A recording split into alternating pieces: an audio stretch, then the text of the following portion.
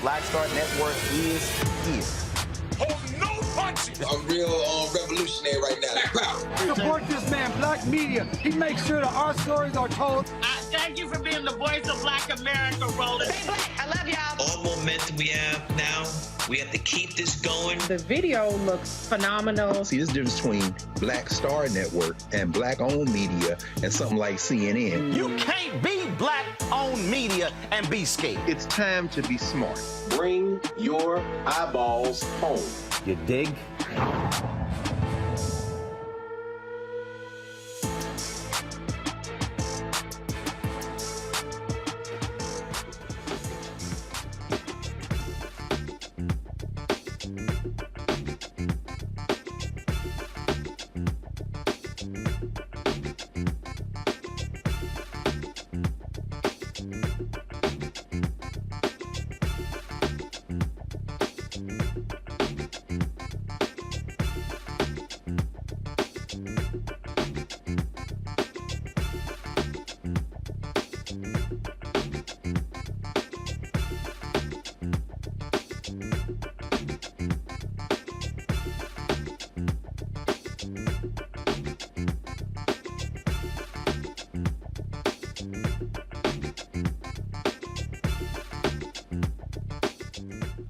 Today is Tuesday, January 10th, 2023. Coming up on Roland Martin Unfiltered, streaming live on the Black Star Network. The Department of Justice, they are now investigating classified documents found at a D.C. facility left by Joe Biden when he was vice president. We have a White House political correspondent to explain what the DOJ has and what this means for President Biden, but also the difference between what Donald Trump did. New details emerge from Mississippi about the Mississippi Department of Environmental Quality denying the NAACP's water discrimination claim. We'll tell you what was said and why the state believes they could not discriminate against the majority Black city of Jackson, Mississippi. I got a chance to talk to Deputy Secretary of Commerce, Don Graves, who will explain the benefits of the Commerce Capital Readiness Program. Now, the program will be helping minority and Black-owned businesses scale their companies. Fisk University women's gymnastics team made history as the first HBCU to compete at the NCAA level. We will speak with the gymnastic coach at Fisk University about this achievement. And in our Fit, Live, Win segment, of course, we continue our segment, our focus on a new you in 2023. And we'll talk with Miss Olympia, Cheryl Grant, about fitness for women over 50. She's 61 years old. She says she wants to win the title again. And so we look forward to that conversation. Folks, it is time to bring the funk on Roland Martin Unfiltered on the Black Star Network. Let's go. He's got it. Whatever the miss, he's on it. Whatever it is, he's got the scoop, the fact, the find. And when it breaks, he's right on time and it's rolling. Best believe he's knowing.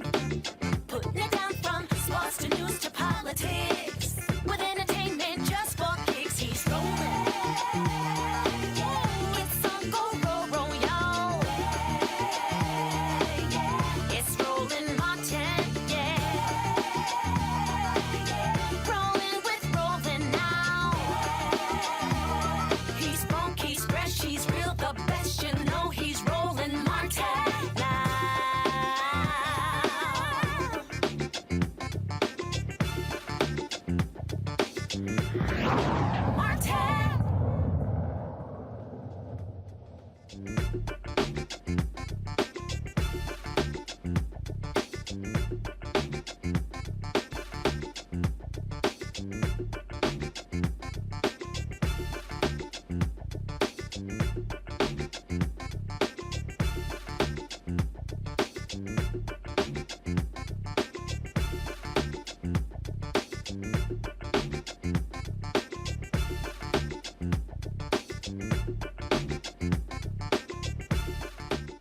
Department of Justice, they are reviewing classified documents found at a D.C. facility left by Joe Biden when he was vice president. The Justice Department is currently reviewing 10 classified documents found in a locked storage closet at the Penn Biden Center for Diplomacy and Global Engagement in an office formerly used by then Vice President Joe Biden. The documents found on November 2nd by Biden's attorneys include U.S. intelligence memos and briefings for Ukraine, Iran, and the United Kingdom, dated between 2013 and 2016. Now, none of the materials are currently being sought by the National Archives, and Biden's legal team is cooperating with the Archives and the Department of Justice.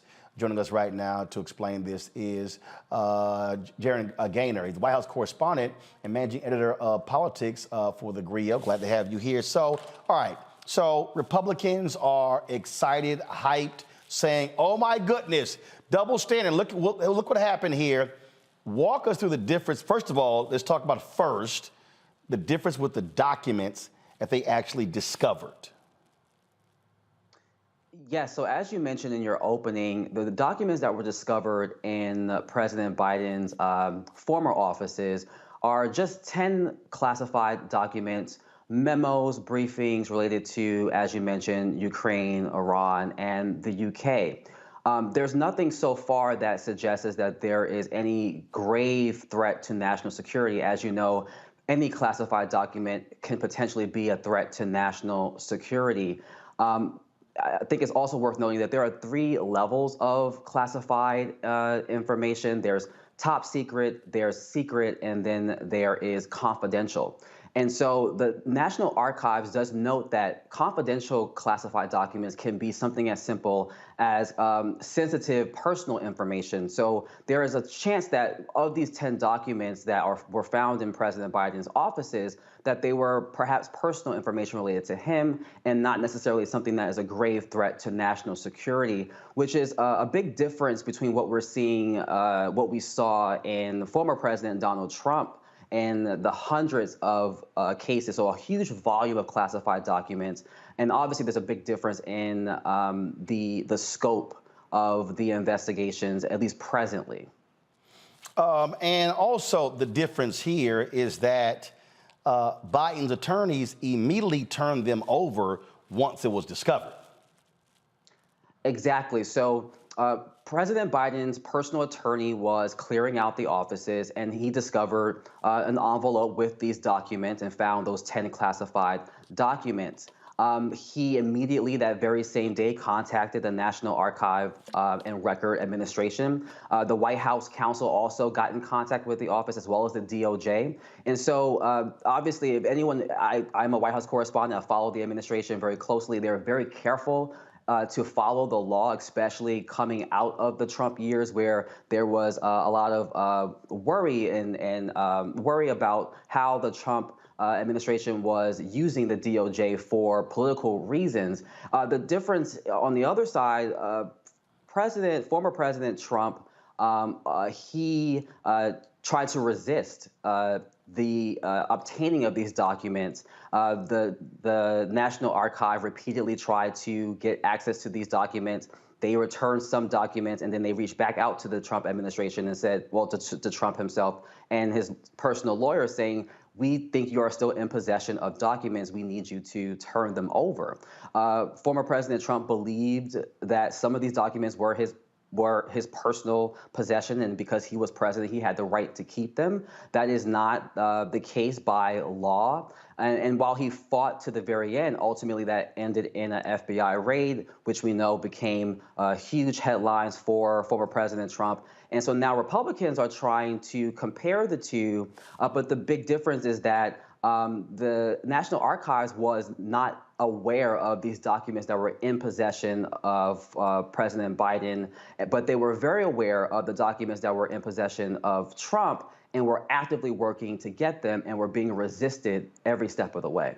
And Donald Trump, there were 320 documents, and Yes. he fought absolutely, and then basically said, "Oh, it's mine. I can declassify anything that I want."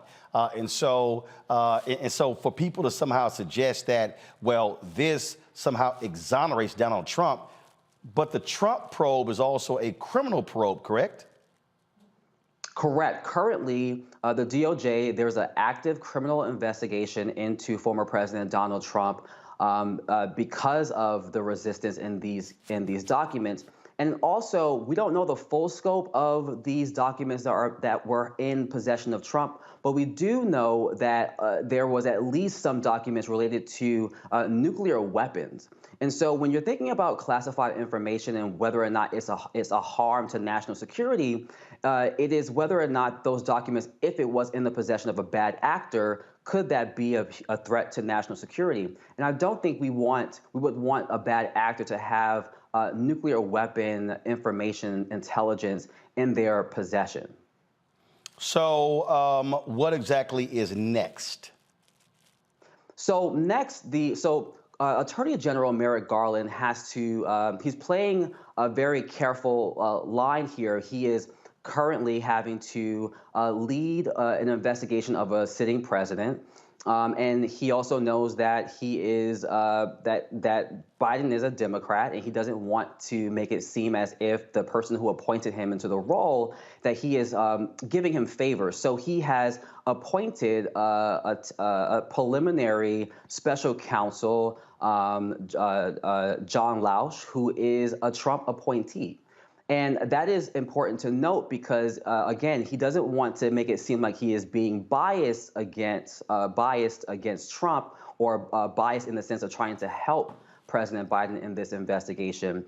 It is not a criminal investigation. It's simply a preliminary investigation to gather the facts and then present it to Attorney General Merrick Garland, who will then determine whether or not, with that information, he should open up a criminal investigation. And if there is enough in this investigation, if he finds that these 10 documents are somehow nefarious or a huge threat to national security, or perhaps if he finds out whether or not President Biden knew about these documents and tried to hide it, which it doesn't look like that is the case, then he would have to consider those things and determine whether or not he will actually elevate this to a criminal investigation. All right, Gary Gaynor, we sure appreciate it. Thanks a lot. Thanks for having me. All right, folks, gotta go to a break. We come back, we'll talk about this with our panel. Also on today's show, we'll talk about Fisk University, the gymnastics program, and also Fit Over 50. How do women over 50 get themselves in shape? We'll talk with Miss Olympia, Cheryl Grant. You're watching Roland Martin Unfiltered on the Black Star Network. When you talk about blackness and what happens in black culture, we're about covering these things that matter to us, speaking to our issues and concerns. This is a genuine people-powered movement. There's a lot of stuff that we're not getting. You get it, and you spread the word. We wish to plead our own cause. Too long have others spoken for us. We cannot tell our own story if we can't pay for it. This is about covering us. Invest in black-owned media. Your dollars matter. We don't have to keep asking them to cover our stuff. So please support us in what we do, folks. We want to hit 2,000 people, $50 this month, raise $100,000. We're behind 100,000, so we want to hit that. Your money makes this possible. Checks and money orders go to P.O. Box 57196, Washington, D.C. 20037-0196. The Cash App is $RM Unfiltered. PayPal is R Martin Unfiltered. Venmo is RM Unfiltered. Zelle is Roland at RolandSMartin.com. Hi, I'm Dr. Jackie Hood Martin, and I have a question for you. Ever feel as if your life is teetering and the weight and pressure of the world is consistently on your shoulders? Well, let me tell you, living a balanced life isn't easy. Join me each Tuesday on Black Star Network for A Balanced Life with Dr. Jackie. We'll laugh together, cry together, pull ourselves together, and cheer each other on. So join me for new shows each Tuesday on Black Star Network. a balanced life with Dr. Jackie.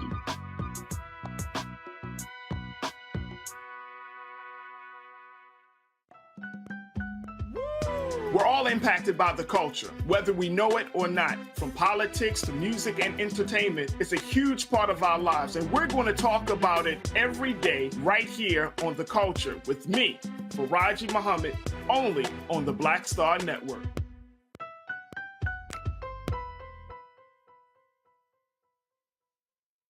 Hey, I'm Deion Cole from Blackest. What's up? I'm Lance Gross, and you're watching Roland Martin Unfiltered.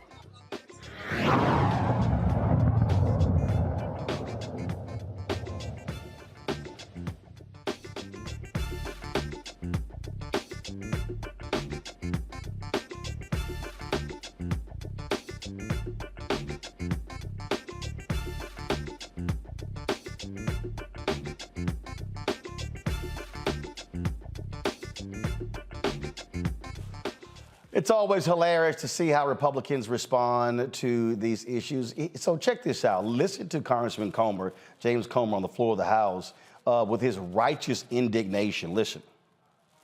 Yesterday, we learned that classified documents from Joe Biden's time as vice president were stashed in an unsecure closet.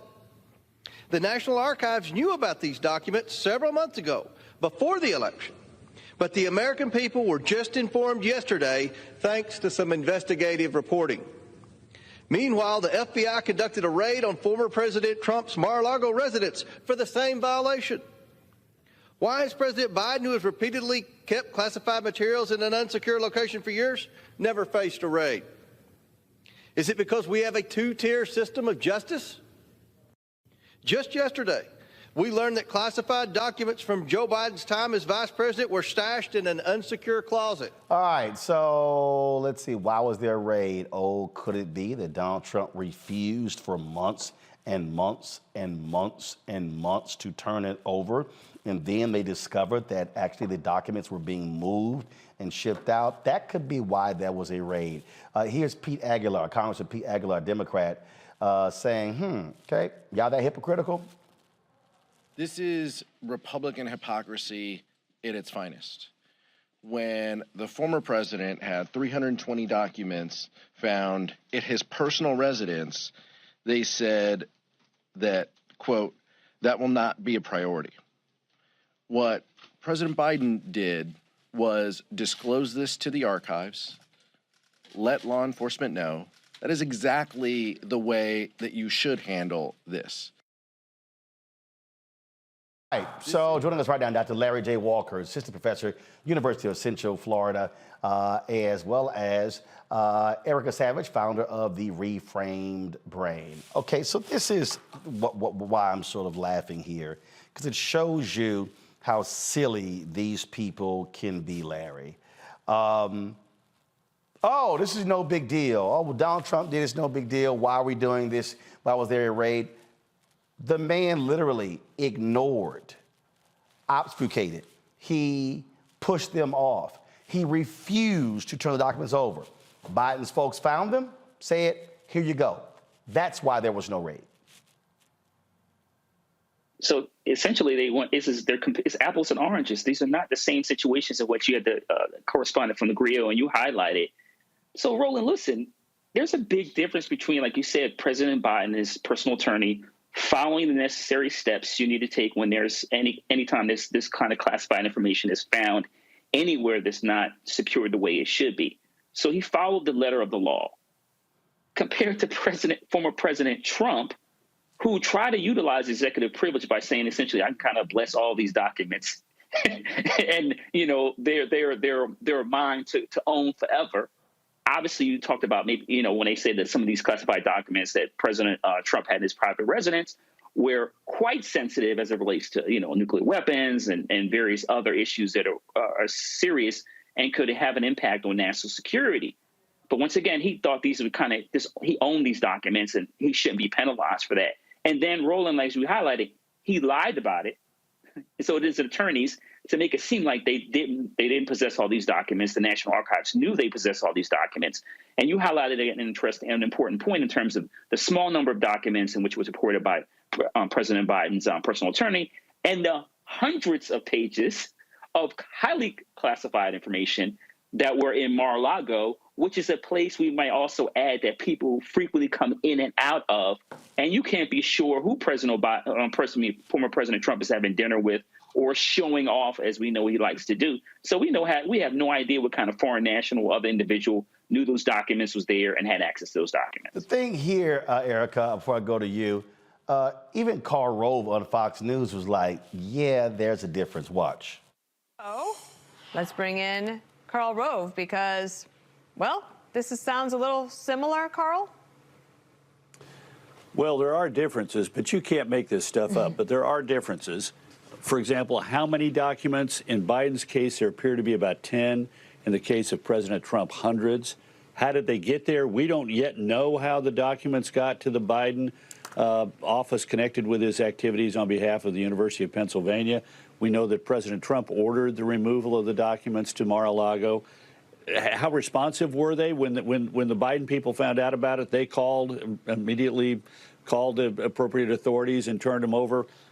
We spent a year and a half watching the drama unfold in Mar-a-Lago, and it had to end in a police search to recover the documents. But still, despite the differences, this is going to create lots of headaches for the Department of Justice in deciding how to handle President Trump's issues, because now they have an issue that, at least in the minds of a lot of ordinary Americans, are going to be conflated as being roughly the same. Yep. That's why I think they did a smart thing in turning this over to the U.S. Attorney in Chicago to look at initially, because that's one of the two remaining Trump-appointed U.S. attorneys left in the Justice Department.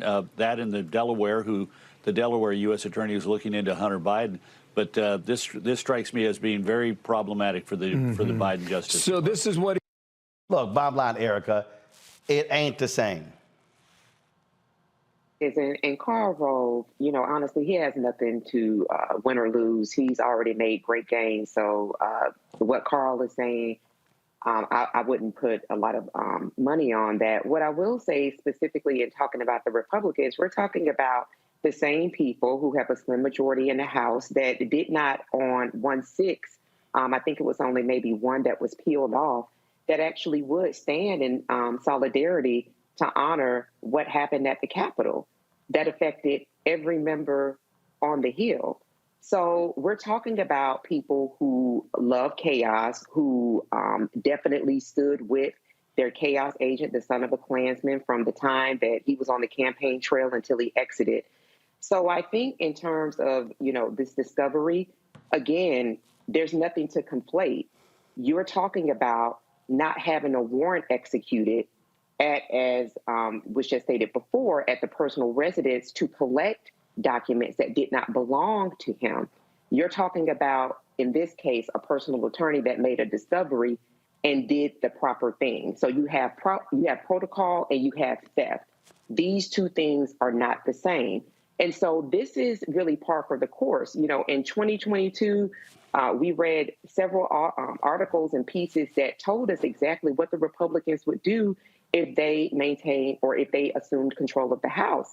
And they do have that, slim, but they do have it. And they are operating exactly as they have presented to each person, especially since the advent of Trump, which was to be chaos agents. So the theatrics that we see on the floor is more cover for what they aren't doing to make sure that the power of the purse is executed in the way that it would be most beneficial for Americans. So this is really a separation of personalities if I've ever seen one before. And I just really hope that because Republicans love the theater, they really do well in their messaging, social media, making it short and making it seem like it's the two, that this will be really another place for people to really honestly understand that Republicans only want what works best for them, which is power.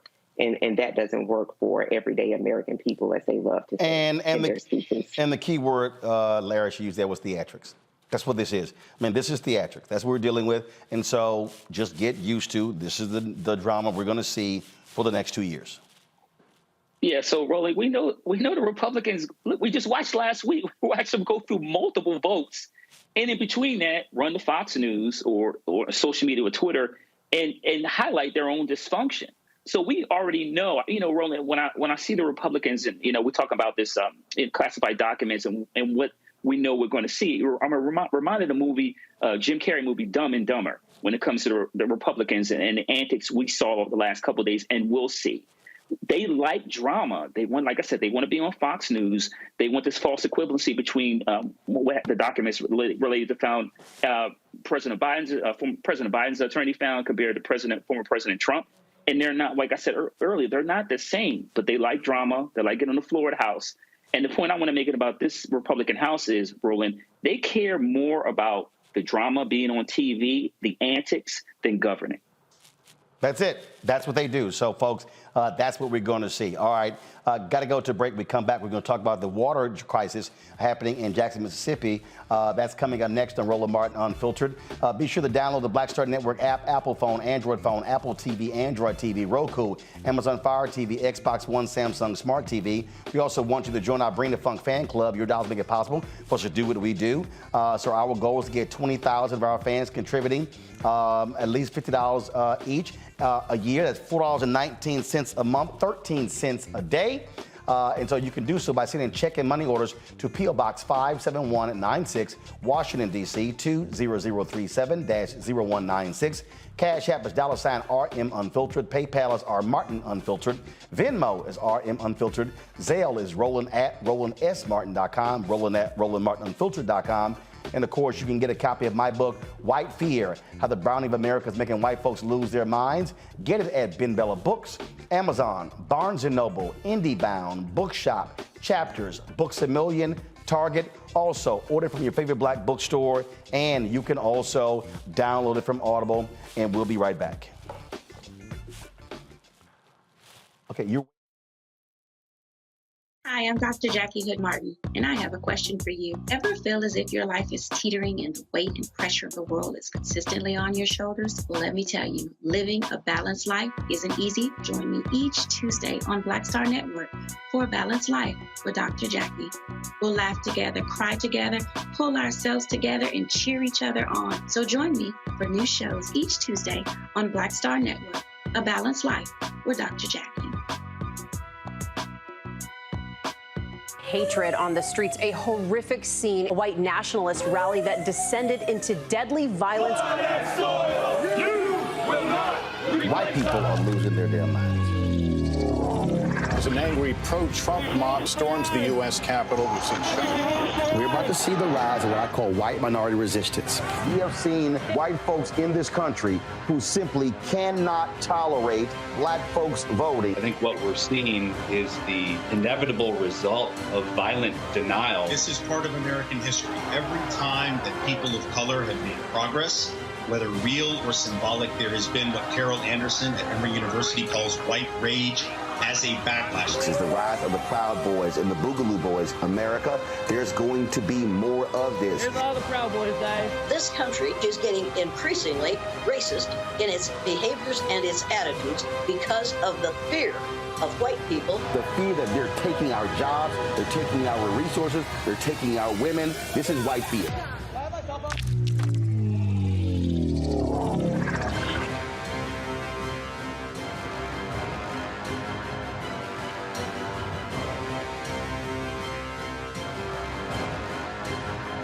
Yo, it's your man Deion Cole from Blackish, and you're watching Roland Martin Unfiltered. Stay woke.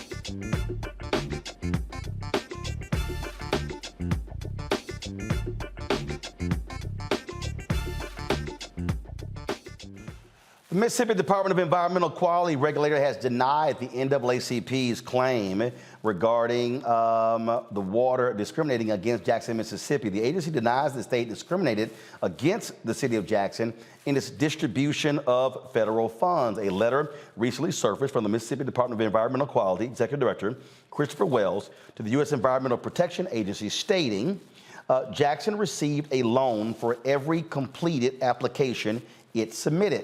And because the loan amount is based on the project's cost, no loans were reduced for any reason that could be considered discriminatory. The capital city of Jackson has persistent water problems. Jackson's water system failed in August, and the water lines broke again in December, causing a decrease in adequate water pressure. The EPA announced an investigation in October into whether Mississippi state agencies discriminated against Jackson after the NAACP filed a federal complaint under Title VI of the Civil Rights Act of 1964, alleging Mississippi officials assured a water crisis by depriving Jackson of much-needed funds to upgrade infrastructure. The EPA could withhold money from Mississippi if it finds wrongdoing, and the EPA could refer the case to the Department of Justice. Jackson, Mississippi City Council member Aaron Banks joins us right now. Councilman Banks, glad to have you here. So what do you make of the state? Obviously, it's no surprise that they would say no discrimination here. And so how will the city respond? Well, look, Roland, first of all, thank you for having me and giving us the opportunity to highlight what I think everybody knows what's going on. First of all, I would say this, a state revolving fund, SRF, is a loan. And those are monies that are set aside in the fund for municipalities like ours to dip into when it comes to fixing things a piece at a time. However, what we're talking about, Roland, are decades of disinvestment that have happened within this municipality.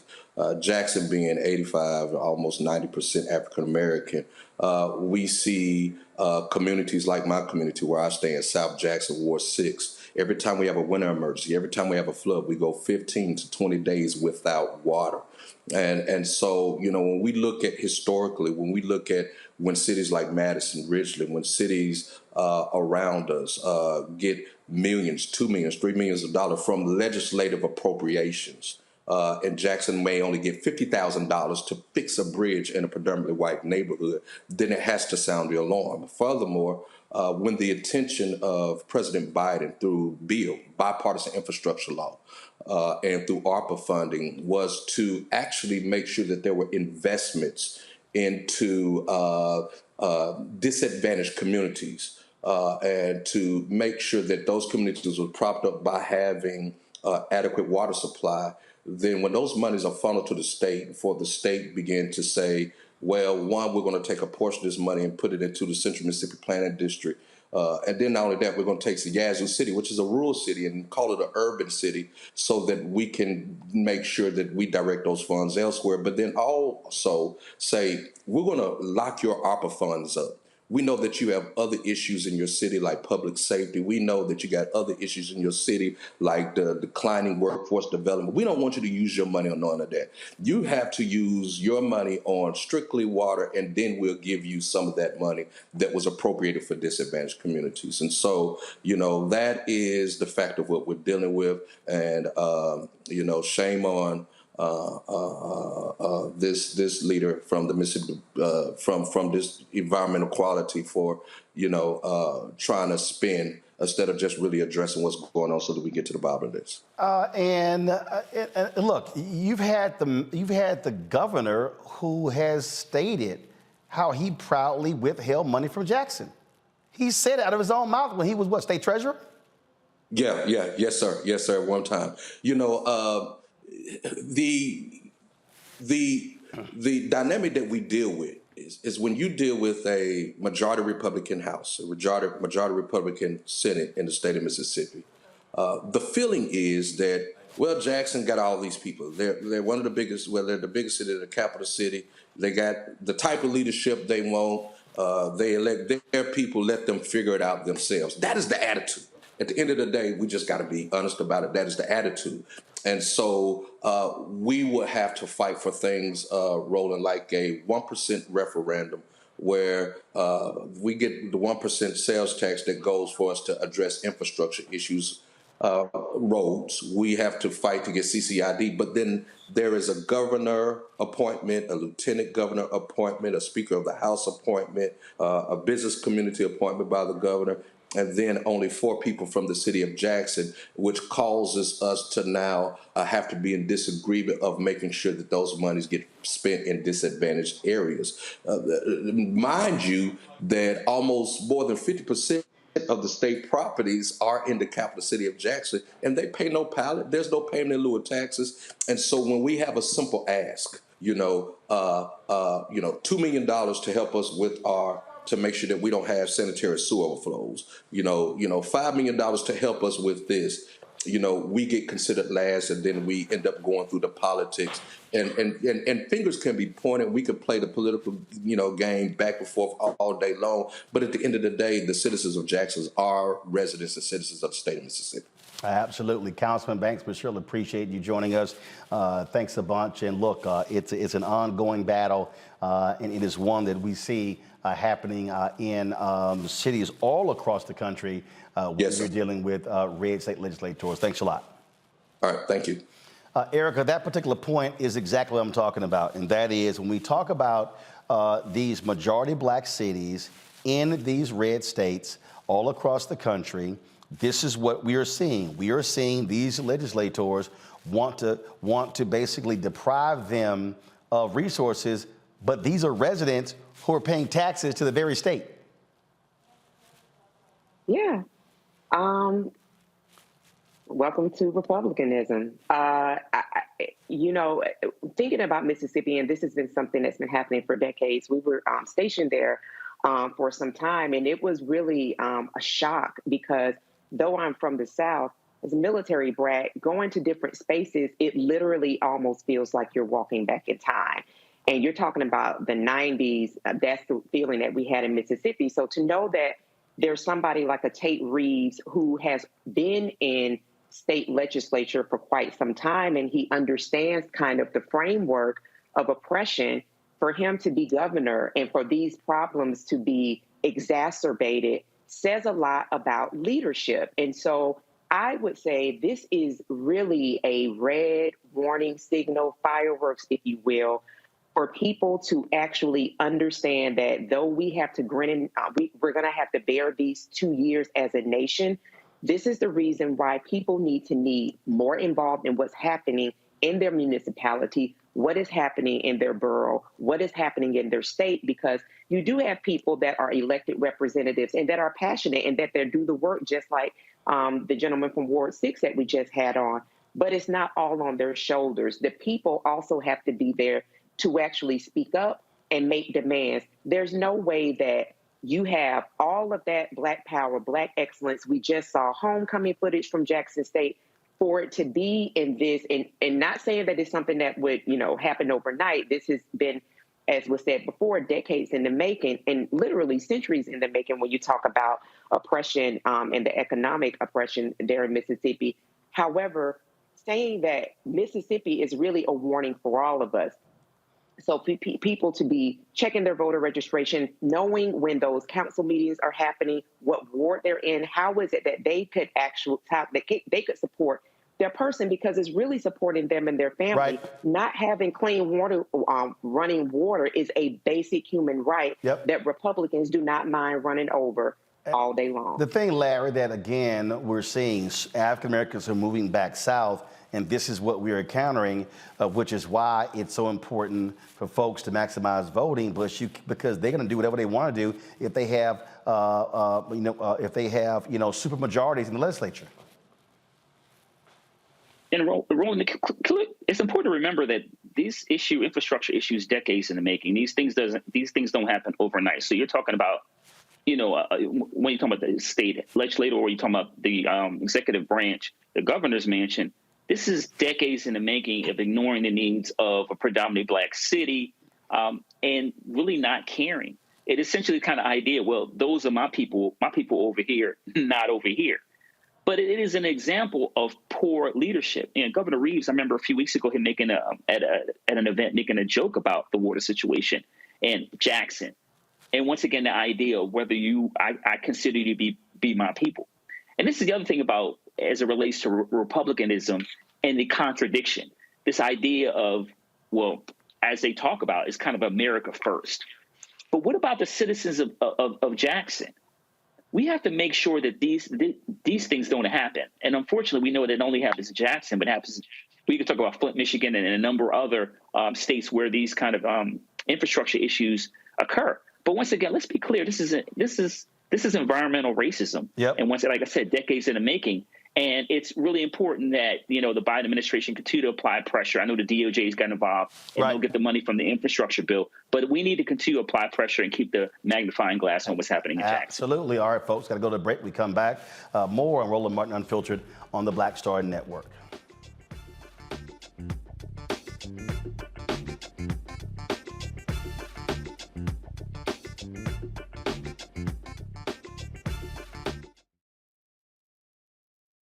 Hatred on the streets, a horrific scene, a white nationalist rally that descended into deadly violence. White people are losing their damn minds. As an angry pro-Trump mob storms the U.S. Capitol, we've seen shooting. We're about to see the rise of what I call white minority resistance.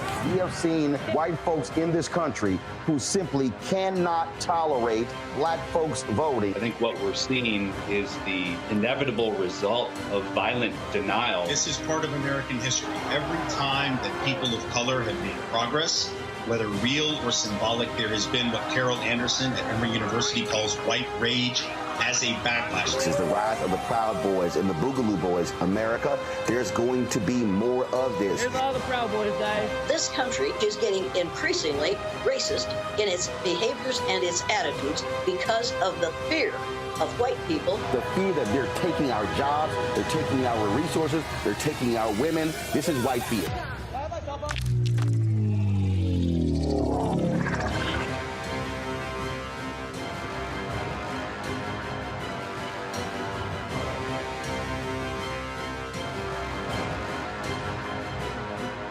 Pull up a chair, take your seat. The Black Tape with me, Dr. Greg Carr, here on the Black Star Network. Every week, we'll take a deeper dive into the world we're living in. Join the conversation only on the Black Star Network. We're all impacted by the culture, whether we know it or not. From politics to music and entertainment, it's a huge part of our lives, and we're going to talk about it every day right here on The Culture with me, Faraji Muhammad, only on the Black Star Network.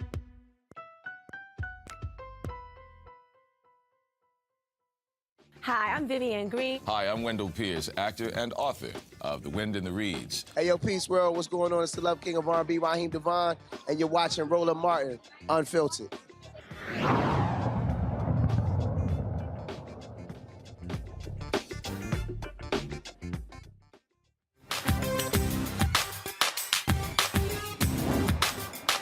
Being frozen out. Facing an extinction level event. We don't fight this fight right now, you're not going to have black armies.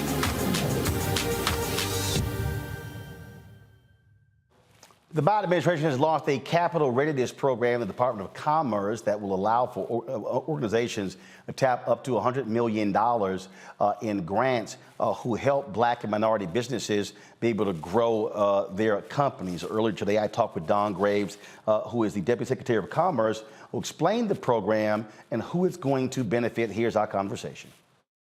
All right, Don, so let's talk about these resources here, because I often talk about, we can have discussions about starting more businesses, but the real issue is scaling black-owned businesses and other minority-owned businesses. Roland, that is exactly the issue that we've had for generations. Historically, African Americans have started businesses at very high rates. The problem has always been the ability to grow those businesses over time, to create more jobs, to scale them so that they're actually competitive with majority businesses. And that's what this program is all about. $100 million, the Capital Readiness Program, to support the ecosystem that will provide the technical assistance, the legal support, the accounting, and yes, the capital and credit that's necessary to make sure that these businesses are successful and can scale over time. So what are we? So this program here, I mean, are we talking? Are they grants? Are they loans? Exactly what is this $100 million? And who gets to qualify? Well, the program, again, the Capital Readiness Program, is providing support for this ecosystem. We know that minority businesses, especially in the African American community, has had trouble being able to have success over the long period of time. So what this program is meant to do is to provide grants to those organizations, including the nonprofits that have historically been supportive of minority businesses, the historically Black colleges and universities and other minority serving institutions. And those grants are providing the support that they need to be able to reach more minority businesses, to essentially be there as a resource, as a relationship provider, as a connector to opportunities, to, again, as I said, provide legal, accounting, training, to provide technical assistance, and to also ensure that our businesses have access to the credit and capital that they need. And that program will then allow minority businesses to access broader programs across the federal government for credit and capital, like the State Small Business Credit Initiative, a $10 billion program that is providing that type of financial support.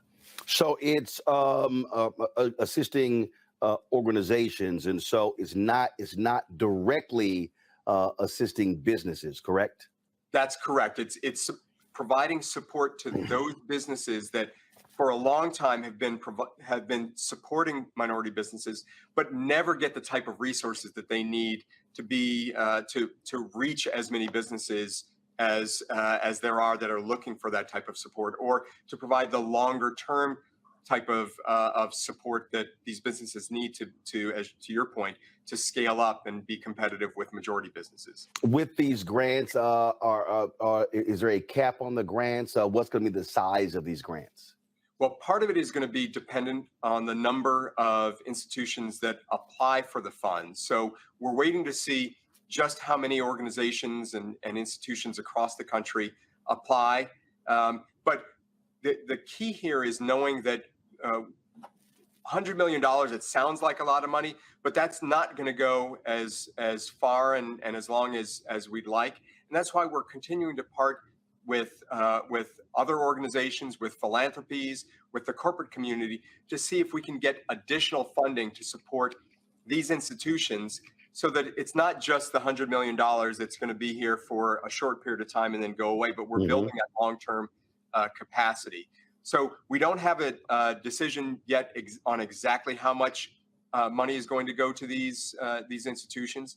But the great thing is that the Minority Business Development Agency, the one agency in the federal government who's solely focused on the long-term health and success of minority businesses, the MBDA also is providing support to minority business centers in just about every state around the country. So we'll continue to have resources through those business centers, working closely with the organizations that are getting these grant dollars. One of the things my brother and I were having this conversation yesterday, just the other day, because he runs and owns our family-owned catering business. They just recently won. They're part of a major food contract at Hobby Airport in Houston, Le Mans Kitchen. And both he and I have this conversation because they've got to do a build out, something to the tune of $2 million. And so one of the things that we said that again, one of the issues that Black-owned business is facing, and I remember Maynard Jackson dealt with this when he was the mayor of Atlanta, is that we're able to, when we're able to fight through everything and then land the contract, then the issue still becomes, how do you then fund your business and float your business until those checks come in? And I was telling him, in my case, I'm not interested in getting a loan or line of credit. For me, it's being able to access the contracts on the advertising side being frozen out. And so even when you go through all of these steps, it still is another barrier when it comes to that next level.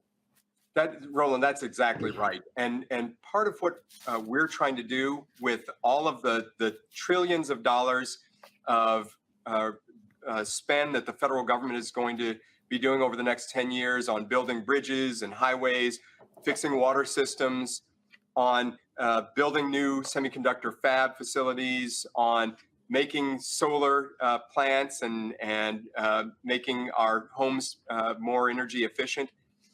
Those contracts are going to go out to a range of businesses. And what we can do is build in the program requirements, whether they're grant dollars going through states or they're contracts going to big companies that are actually building the roads and bridges, et cetera.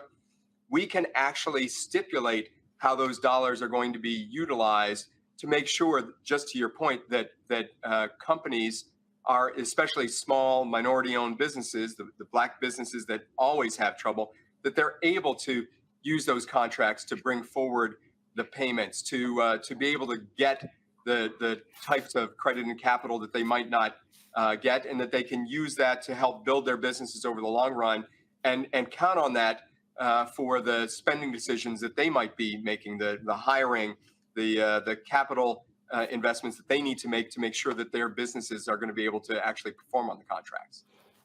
At the Congressional Black Caucus Foundation dinner, President Biden talked about dramatically increasing I think by 50%, the contracts that African Americans receive on the federal level. Is this particular program, again, a part of trying to achieve that goal? That is exactly right.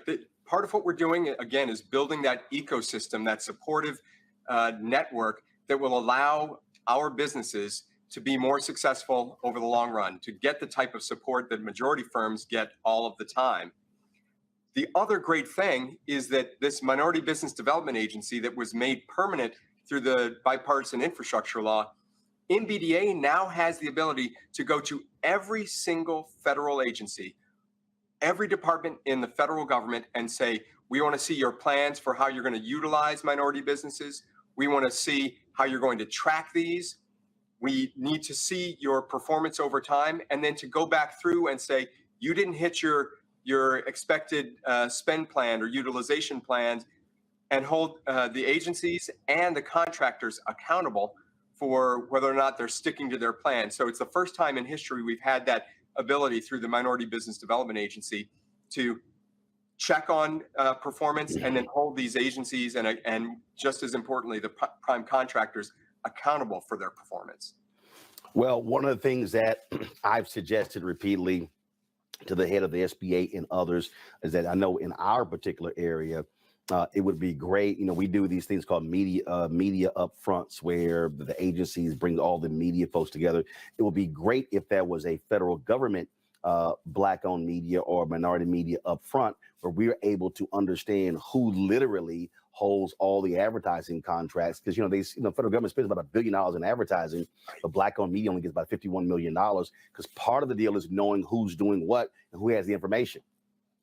Well, that is a great suggestion. I'm going to go to the Undersecretary for Minority Business Development at MBDA today and suggest that he take this industry and look at that very issue, because I think you're exactly right.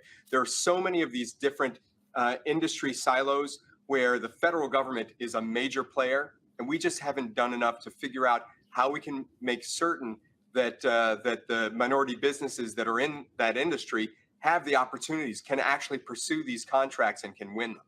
Well, feel free to give my information. I know this stuff very well. I've been working with Congressman Hank Johnson on this as well. And so whatever assistance we can give, because again, that's really what it boils down to. We can actually grow our businesses when we get the contracts. A lot of us, like for me, I don't have any debt, so I'm not trying to run out and get a loan. But our deal is we can grow with the contracts. And so again, I really glad to see this effort, because again, the federal government has the ability to really reshape what Black African Americans get, 1.67% all federal contracts. If, based on what President Biden said, you grow that by $100 billion, you dramatically change Black America. No question about it. And this is just the start. We expect to continue to expand and grow these opportunities. And hopefully, Roland, you'll hold us accountable for all of this. Oh, that's going to happen. Don't worry about that. So we certainly appreciate it. And again, look forward to the next conversation. Thanks so much, Roland. Great to be All here. right, thanks a bunch. All right, folks, we're going to go to a break. We come back. We'll chat with Larry and Erica again about Where's Our Money, this particular program, but specifically why we must be putting pressure on the Biden administration to drive more dollars to Black-owned businesses. You're watching Roland Martin Unfiltered on the Black Star Network. When you talk about blackness and what happens in black culture, you're about covering these things that matter to us, speaking to our issues and concerns. This is a genuine people-powered movement. There's a lot of stuff that we're not getting. You get it, and you spread the word. We wish to plead our own cause. Too long have others spoken for us. We cannot tell our own story if we can't pay for it. This is about covering us. Invest in Black-owned media. Your dollars matter.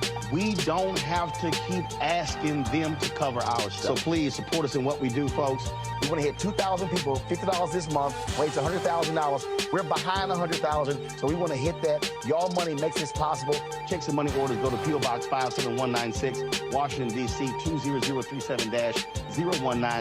The Cash App is $RM Unfiltered. PayPal is R Martin Unfiltered. Venmo is RM Unfiltered. Zelle is Roland at RolandSMartin.com. Pull up a chair, take your seat. The Black Tape with me, Dr. Greg Carr, here on the Black Star Network. Every week, we'll take a deeper dive into the world we're living in. Join the conversation only on the Black Star Network.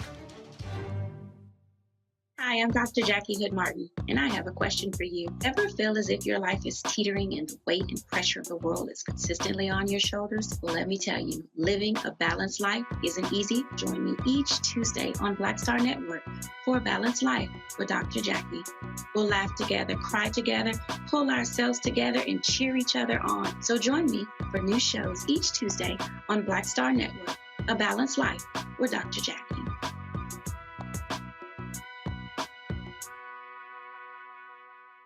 I'm Angie Stone. Hi, I'm Teresa Griffin. Oh, Roland. Hey, Roland, I am so disappointed that you are not here, first of all. Where's our dance? It's like we get a dance in every time I see you. And so now you're not here for me to dance with, sir. You and your ascot. I need it. I need that in my life right now. Okay, I love you, Roland. What's up? I'm Lance Gross, and you're watching Roland Martin Unfiltered.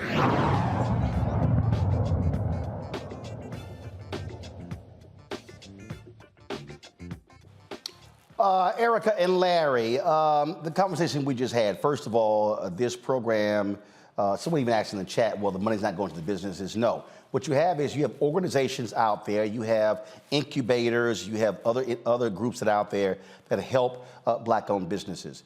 There are a lot of Black-owned businesses. First of all, let me just explain this to people who don't even understand really the reality of Black-owned businesses in America. And I'm using pre-COVID data. There were 2.6 million Black-owned businesses in America pre-COVID. 2.5 million had one employee. So really, they're sole proprietors. And the reality is many of these businesses do not have the accounting, the legal, and the other types of support that you see in a business. Now, when we started this show, and again, I'm just trying to get people to understand the difference. When we launched this show, we started with what most Black-owned businesses don't even have. First of all, they only have one employee. Of the 2.6 million, 2.5 million had one employee. And so when we began, we had 7 people. We now have 15 people. We have legal, we have accounting, we have HR, we have all of those services. And so many Black-owned businesses don't. And so these grants are going to be able to help folks in these individual cities then be able to get that technical support, which then puts them in a position to be able to go for the contracts, because the contracting process is a whole different deal. But this right here, Larry, is why it is important that Black organizations, Black business organizations, and African Americans be pressuring their members of Congress and United States senators, because the federal government spends annually $560 billion a year on contracting. And right now, Black-owned businesses are getting 1.67% of the $560 billion. If we all of us, which is about $9 billion, if we all of a sudden go from, let's say, 1.67% to 5%, now all of a sudden you're talking about a dramatic increase, which has a direct impact on black wages, increasing the size of our business. I mean, in our case, let's just say the federal government spends $1 billion a year on advertising. Black-owned media gets $51 million. Okay, so that's 1%. Let's say black-owned media actually got 10% of the $1 billion, which is $100 million. Okay, let's just say we got 5% of the $100 million. All of a sudden, that's a game changer. So we have to understand the money game. We use a lot of our black capital fighting for, which we should be, George Floyd Justice Act, fighting for voting reform, fighting for housing, things along those lines. But if we're ignoring the money, we are losing out. I think discussing this topic is why your show is so important, because there are, like you said, you're educating folks who didn't know about these statistics, the numbers. And I know you talk about this frequently when it comes to black-owned media. You're right. You hit it right on the nose in terms of, we need to continue to pressure the Biden administration, members of the House and Senate, whoever is in the White House. We have to consistently talk about these issues because we know the importance of economic power. So if some of these, black-owned businesses are able to get more access to more capital, they can build out, hire more employees, as you said, particularly have an impact on the local community. The other important thing, Roland, is we talk about building black wealth, particularly generational wealth, which black folks haven't had the opportunity to do because of systemic racism when it comes to, being an entrepreneur or you owning your home in terms of whether you try to refinance, being charged at higher rates. There are consistently obstacles in the way in terms of building black wealth. The other thing is that this can do is in terms of these entities, they receive this funding, bring together other black businesses to collaborate. I like the word, he used the word ecosystem, and I think that's a really important in terms of working with nonprofit organizations, foundations, as he described, but also, like I said, in terms of that ecosystem also impacts black-owned businesses who are in the same area or someone's outside of the area, but they have a great business plan or an idea of how you can scale up. These are the kind of conversations that black folks don't really have the opportunity to have because not only, they don't have access to the capital or the know-how, but they haven't really been given the opportunity to be able to say, hey, you have one, it's just you. We can expand this to 5 or 10 over the next couple of years. Let's help you develop a long-term business plan. So this is a great first step. Right. And again, Erica, the reason why we have this segment is not just about corporate dollars. What people need to understand is that when black people were frozen out of corporate America, the black middle class was actually built through government jobs.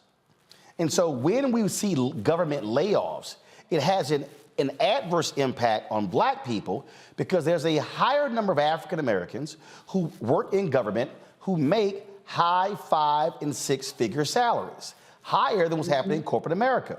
So you take the contracts. When we're frozen out of those contracts, what then happens is we're only able to be here, and then we can't go here, here, and here. I'm going to go back. I'm just using the example, folks.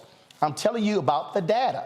It was Congresswoman Eleanor Holmes Norton who commissioned a study for the GAO, General Accounting Office, and what they discovered is that $1 billion is spent every year in advertising by the federal government.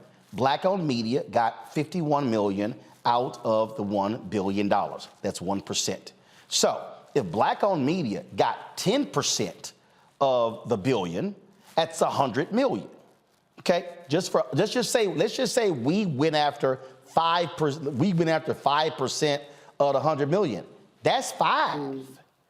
Okay, that alone. I mean, everybody who's listening to me right now, $5 million from the federal government advertising contracts alone vaults us to almost $10 million a year. Now, everybody listening, what then happens if we go from a $3 million or $4 million a year business to almost $10 million a year business. Then all of a sudden, we go from 12 or 15 people to 30 or 40 people.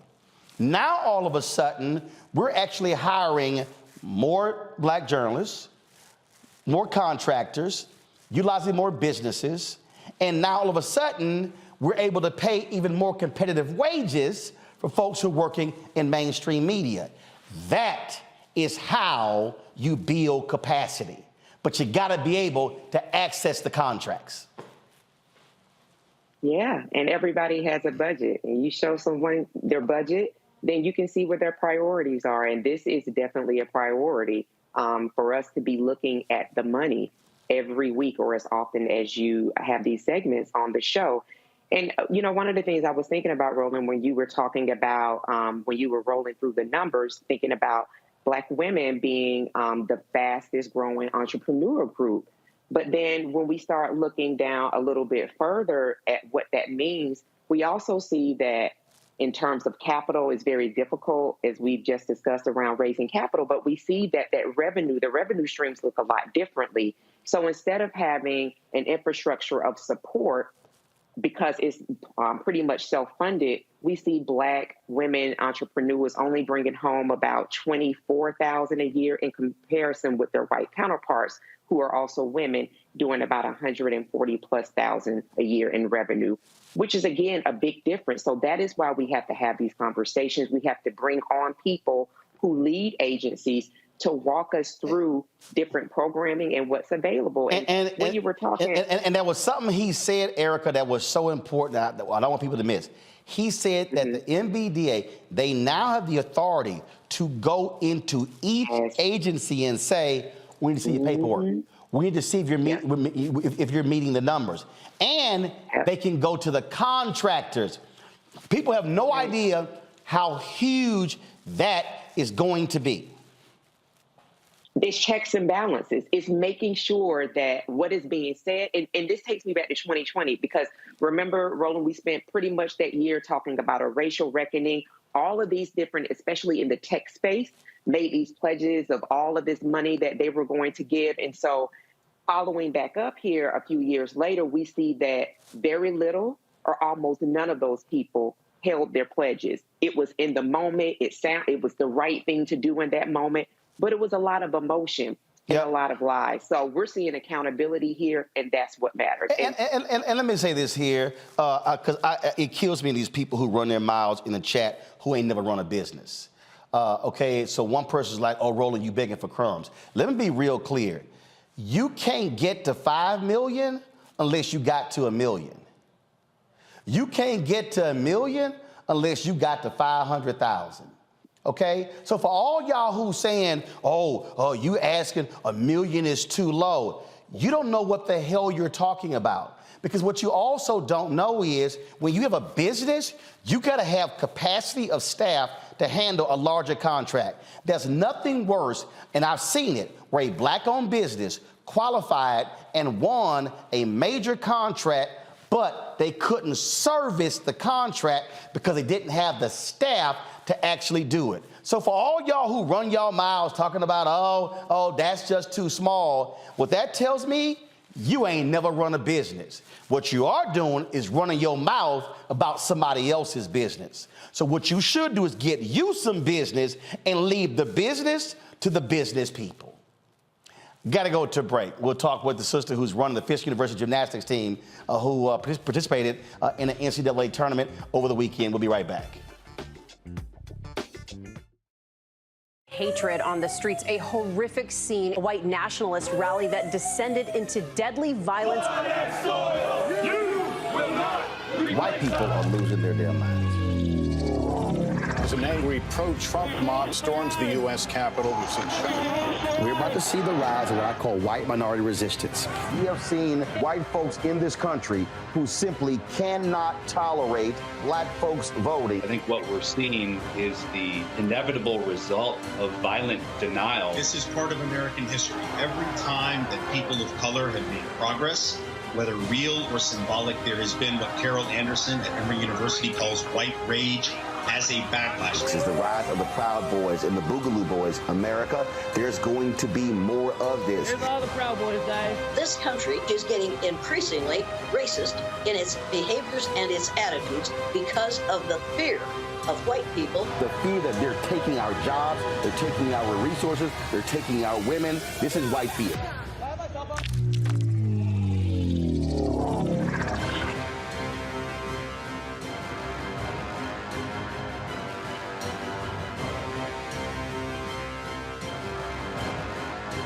Deborah Owens, America's Wealth Coach, and my new show, Get Wealthy, focuses on the things that your financial advisor and bank isn't telling you, but you absolutely need to know.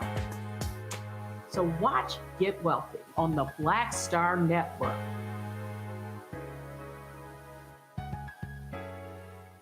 Pull up a chair, take your seat. The Black Tape with me, Dr. Greg Carr, here on the Black Star Network. Every week, we'll take a deeper dive into the world we're living in. Join the conversation only on the Black Star Network. What's up, what's up? I'm Dr. Ricky Dillard, the choir master. Hi, I'm Amber Stevens-West from The Carmichael Show. Hi, my name is LaToya Luckett, and you're watching Roland Martin Unfiltered.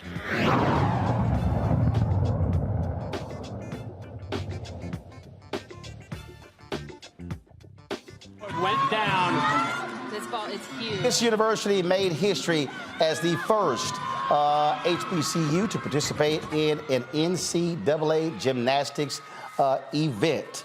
Of course, they launched their program. The Fisk Lady Bulldogs launched their program, and they now, of course, are competing against the likes of Oklahoma, Michigan, UCLA, national champion folks. The team's lead-off gymnast, Naima Muhammad, and Fisk five-star recruit Morgan Price made national headlines with their athletic ability and grace. And so they stepped into national headlines on Friday at the Super 16, the inaugural Super 16 event in Las Vegas. They finished in fourth place with a score of 186.700. Corinne Tarver, a U.S. national team member during the 1985-86 season, a national floor title holder and two-time title holder with Georgia in 1987 and 1989, is the coach there, and she joins us. Glad to have you here.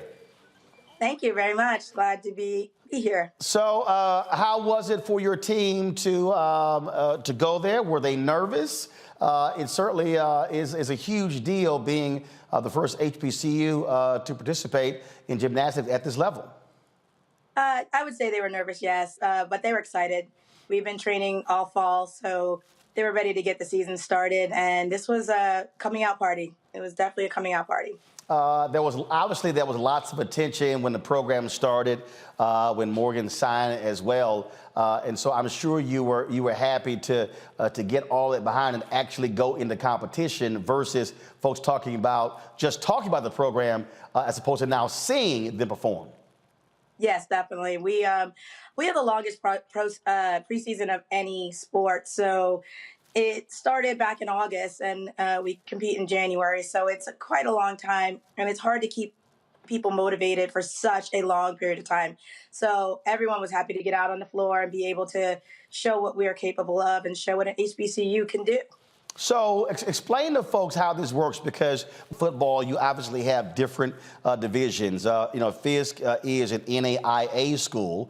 So how are you able, as an NAIA school, to compete in a tournament against other larger programs? We're technically right now considered like a club, even though we're not a club. We are, in fact, a collegiate program. But until we get our waiver approved from the NCAA, we can compete, and we can actually qualify for USAG Gymnastics Collegiate Nationals. So that is what our goal is for the year. And so you said y'all are classified as a club? Well, not really a club. We're a college program, but because we're NAIA, we're still competing against NCAA schools. Right. So we're kind of in this limbo. So the Super 16 event, what other schools were there? Oklahoma, UCLA, Michigan, Arizona State, BYU. We competed against Washington, University of North Carolina, and Utah State. There was also Rutgers and a couple others. So there was 16. There was 16. You were the only HBCU, and y'all came in fourth. Pretty damn good. We came in fourth in our session. There was 4 different sessions. So every competition is a different competition. So we weren't really looking for placement or really even worrying about our score. We just knew that we had to step out on the floor. I have a very young team.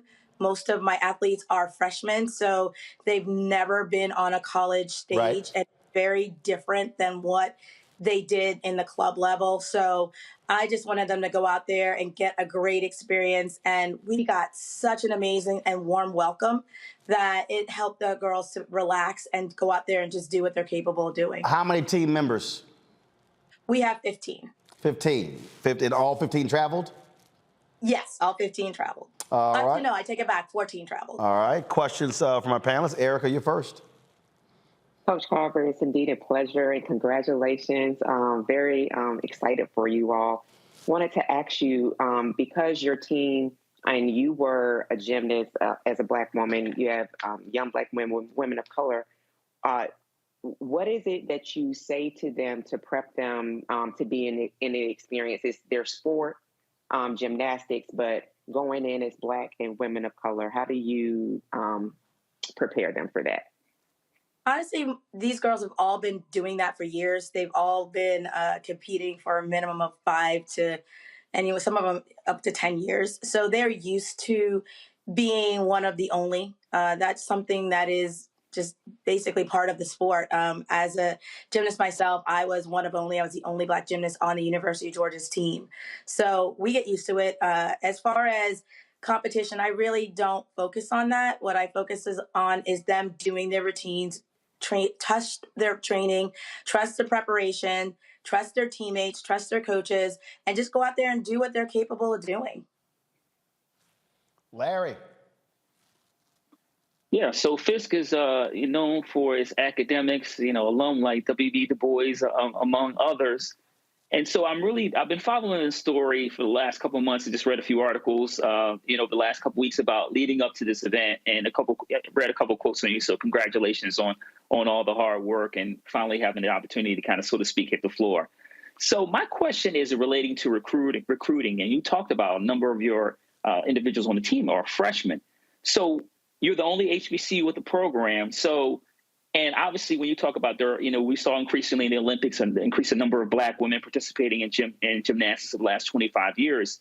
So talk to me about recruiting, and, is it make it easier for you? Because like I said, Fisk has an excellent academic reputation and the only HBCU. Do you think it's going to make your recruitment efforts easier, or are there obstacles? Believe it or not, Fisk kind of recruited itself. A lot of people ask, because I was hired in February to start a program that the athletes reported at the end of July.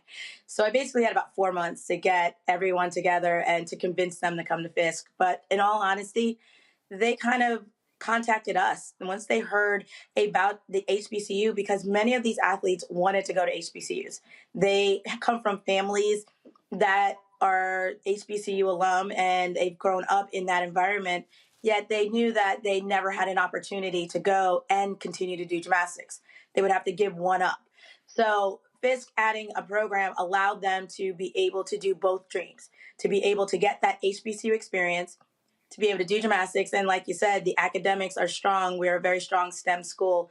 So a lot of my team members are going into the medical field in some way, shape, or form.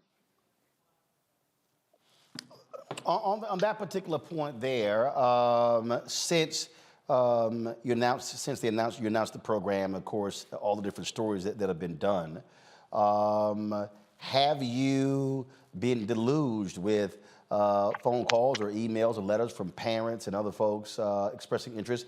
And have other schools contacted you about saying, hey, we would love to try something similar at our school. How do you make it happen? Yes to all of them. We've gotten a lot of interest from recruits. We're looking at the class of 24 and 25 at this point in time. So we are looking at trying to bring in maybe anywhere from 5 to 10 athletes next season, depending on how many of them are going to get academic money, because that is something that we do rely on a lot. We do have athletic scholarships, but we are looking to go NCAA Division II. So we keep it in the limit that the NCAA has for gymnastics. So we have to be careful with that. But we do academic money a lot. As far as, the other things, we're here, we're ready to go. And, so many athletes want to be a part of the HBCU experience. We have gotten calls from other schools, but most are taking a wait and see right now. Right. Look, bottom line is anyone understands college athletics. The reality is football pays for many programs. Fisk doesn't have a football team. Secondary basketball does. It's even harder at an NAIA school because you don't have the television contracts, things along those lines. And so it really comes down to when you have some of your top athletes, you're getting scholarship offers from other places, and it comes down to money. Yes, it does. It really does. But as many people know, that gymnasts tend to be very strong academics students. So many of my team members are getting provost or presidential scholarships. So that is our goal, is to find athletes who are good in the classroom as well as good in the gym. Well, certainly congratulations. What's the next tournament? What's up next for y'all? We are at the University of Michigan on Friday and the University of Georgia on Monday. Wow. All right then. Well, and if folks, not sure if any of those are televised, and so do you have any idea how people could watch them if they are? Well, they're always live streamed if they're not live on TV. So you can always go to their websites and they always have them streaming. So we'll be able to see the meet. I don't know how much they show of different programs, but it'll be on somewhere. Okay. All right then. Well, look, congratulations and good luck this season. Thank you so much. All right, folks, when we come back, we'll tell you, we got some headlines. We'll talk about Black Lives Matter, folks in Florida wanting some officers to be fired for their actions. Also, our Black and Missing. We'll talk about that as well, and some other news of the day. And don't forget, we'll be chatting with Miss Olympia Cheryl Grant, who's 61 years old, talking about fitness for sisters over the age of 50. She says, look, any of us can do it. We got to commit ourselves to it. Look forward to having the conversation with her. That's going to be coming up at 7:30, so you don't want to miss that conversation. Folks, if you're watching on YouTube, hit the like button. I see all y'all commenting, got all your thoughts and opinions. Hit the like button. Don't be trying to ride for free. We should easily be more than 1,000 likes every single day. I shouldn't have to be asking this late in the program for y'all to hit the like button. So when we come back from the break, we should be seeing at least 1,000 likes, okay? Facebook, hit the share button. Same thing, the rest of the programs. Going to a break. I'll be right back on Roland Martin Unfiltered on the Black Star Network.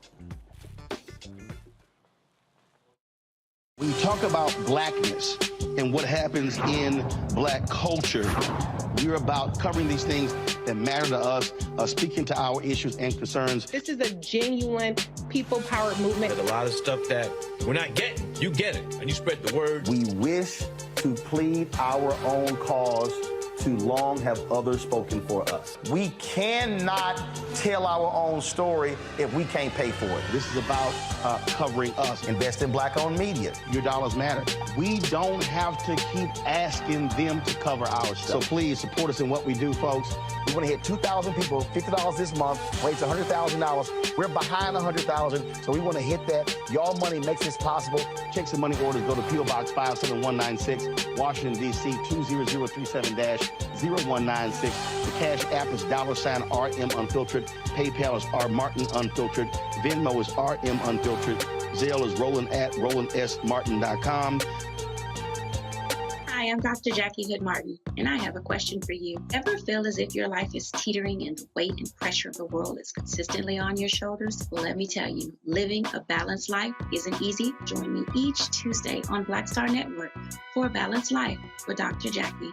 We'll laugh together, cry together, pull ourselves together, and cheer each other on. So join me for new shows each Tuesday on Black Star Network, A Balanced Life with Dr. Jackie.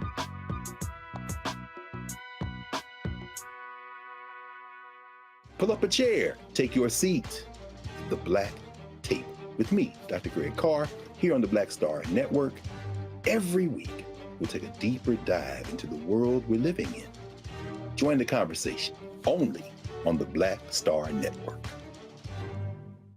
Hello, everyone. It's Kiara Sheard. Hey, I'm Taj. I'm Coco. And I'm Lily. And we're SWV. What's up, y'all? It's Ryan Destiny, and you're watching Roland Martin Unfiltered.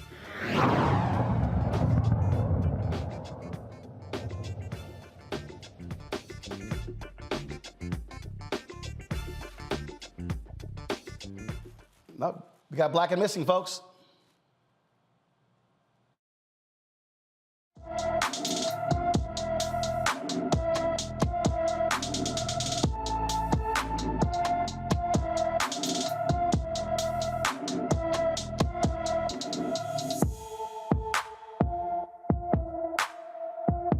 Makia Humphreys has been missing from Chicago since December 18th. The 16-year-old is 5 feet 2 inches tall, weighs 120 pounds, with brown hair and brown eyes. Anyone with information about Makia Humphreys is urged to call the Chicago, Illinois Police Department at 312-745-5020, 312-745-5020.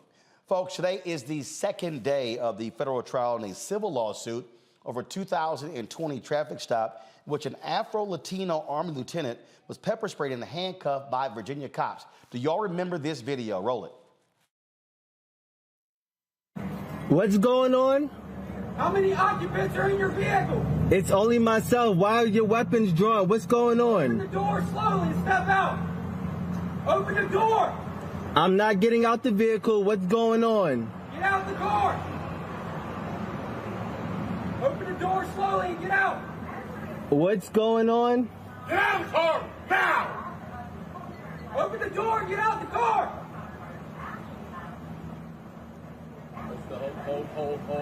Hold. Keep your hands outside the window. Keep your hands outside the window. My hands are right here. What's going on? Get out of the car now. Get out of the car. What's now. going on? Get out of the car now. Get out of the car now. I'm serving this country and this is how I'm treated? Yo, well, guess what? I'm a veteran too. I'm going to obey. Get out of the car. What's going on? Get out of the car now. What's going on? What's going on? You're fixing to ride the lightning, son. I'm sorry, what? Get out of the car now! What's going on? Get out of the car now! Get out of the car! Sir, just get out the car. Work with us and we'll talk to you. Get out the car. You received an order. Obey it. I'm honestly afraid to get out. Can I you should be. Get out. Body camera video shows Windsor police officer Daniel Crocker and Joe Gutierrez, who was an officer at the time but has since been fired over this case, pepper spray and point their weapons at Second Lieutenant Karan Nazario as he held his hands up in his vehicle. The stop sparked nationwide backlash, and Virginia's Attorney General later sued Windsor, a small town about 70 miles southeast of Richmond, alleging the town's police engaged in discriminatory policing against Black Americans. Nazario is suing the officers for $1 million in compensatory damages. Folks, Florida Black Lives Matter chapter wants 4 Lakeland, Florida police officers arrested and a new police chief removed following a beating of a man in their custody. Polk County Black Lives Matter is demanding the U.S. Federal Department of Justice launch an investigation and arrest 4 Lakeland police officers, Dylan Korn, Anton Jefferson, Jason McCain, and Sergeant, and remove the newly appointed police chief, Sammy Taylor, following the shocking incident. Officer Eby stopped Antoine Glover for possible controlled substances on December 18th. When the officers tried to remove a bag from Glover's possession, they started punching Glover. Lakeland police said there's an ongoing internal investigation into the incident. The department policy allows 180 days to close a review. The parents of 3 Black Georgia students have filed a lawsuit against the school district for banning Black Lives Matter attire, but allowing nooses and Confederate symbols. Lakeisha Hamilton and Loretta McCrae filed a federal civil rights lawsuit against the Effingham County School District on behalf of their children. The suit alleges that dress code enforcement is unconstitutional and violates their First Amendment rights. Effingham County High School and Effingham College and Career Academy forbids Black Lives Matter attire because they say it is disruptive. A Black student allegedly was refused entry to a football game for wearing a Black Lives Matter shirt, but a white student was allowed to wear a shirt that read, "Stomp on my flag, I'll stomp your ass." The Effingham County the District Superintendent, Yancey Ford, and the school board have been named defendants in the lawsuit. They assert they hadn't yet been served. What does that tell you right there, Erica, in Georgia, that, oh, yeah, Black Lives Matter, that's disruptive, but, yeah, the Confederate flag, go right ahead? That sounds like Georgia. We're talking about the state as a whole, but then also looking at the regions. And, when I think about Southeast Georgia, one of the names that comes to mind is Ahmaud Arbery, unfortunately, who was hunted and essentially lynched by a few saltines. So I say that to say that it does not surprise me that this has happened. But, as Reese has said this on this program many a times before, we have to be more litigious, we meaning Black people. And so I am so proud of Ms. Hamilton. Sue the hell out of them. Get every penny you can, because one of the other things that has to be brought forward is that culture of the Confederate flag having a place in Georgia, and that people that wear that Confederate flag, though they may be your neighbors, they may be administrators at the county, city level or whatever, are not bad people. It's a part of their heritage.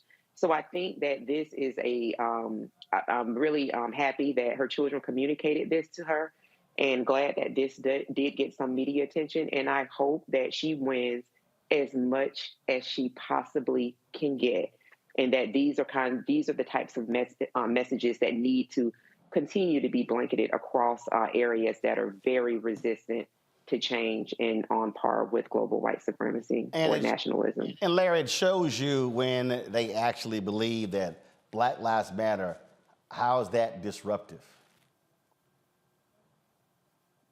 They give it away. Black Lives Matter. No, in this case, right? And so, look, we talk.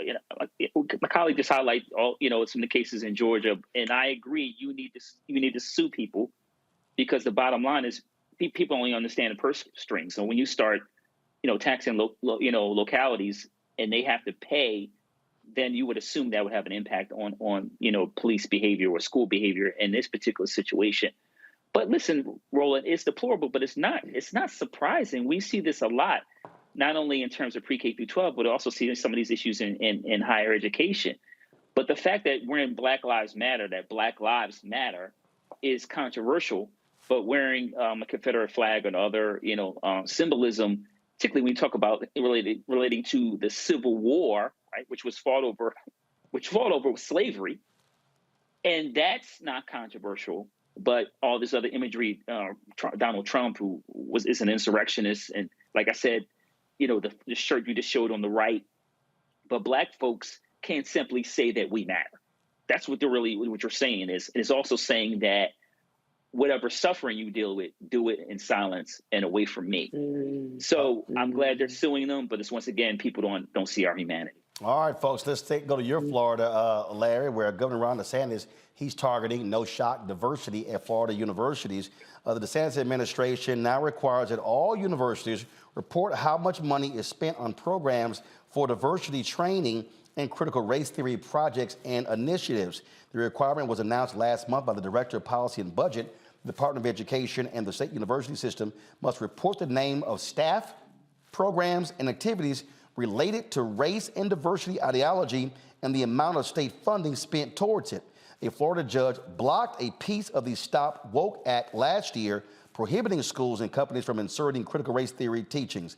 This just shows you how trifling he is. And the reason my book, White Fear, How the Browning of America is Making White Folks Lose Their Minds, Larry, is important. It's because you have a lot of white Americans who want to attack anything dealing with race, equity, diversity, inclusion, equality, you name it, multiculturalism. They've always hated that, and this is the newest attack.